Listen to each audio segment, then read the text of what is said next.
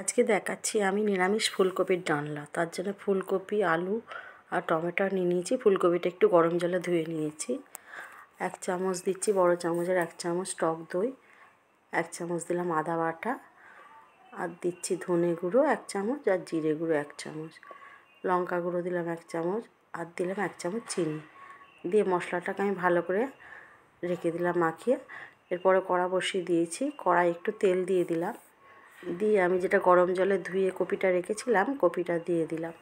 একটু হলুদ দিয়ে কপিটা ভেজে নেব। আর এই ফুলকপি বেশি মশলা দিলে খেতে ভালো হয় না, ফুলকপির গন্ধটাই চলে যায়। ওই জন্য ফুলকপির তরকারিতে সবসময় অল্প মশলা দেবেন, তাতে খেতে ভালো হয়। ফুলকপিটা তুলে আমি আলুটাও দিয়ে দিলাম, একটু হলুদ দিয়ে আলুটাও ভেজে নেব। ভেজে নিয়ে আমি আলুটাও তুলে নেব। আলুটাও ভাজা হয়ে গেছে, আলুটা এবার আমি তুলে নেব।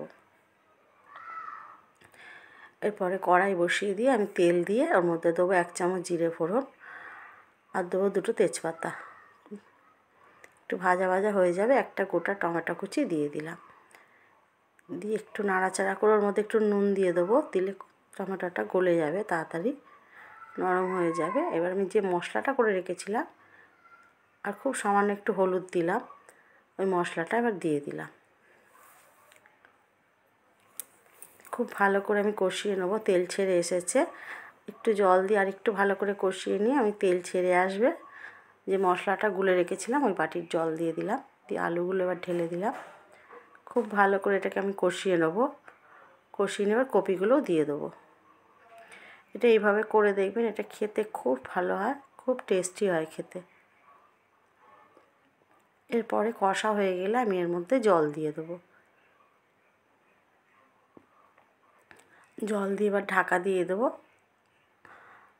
10 থেকে 15 মিনিটের মতন আমি ঢাকা দিয়ে দিলাম। এটা লো ফ্লেমে করলাম, তাড়াতাড়ি সেদ্ধ হয়ে গেল।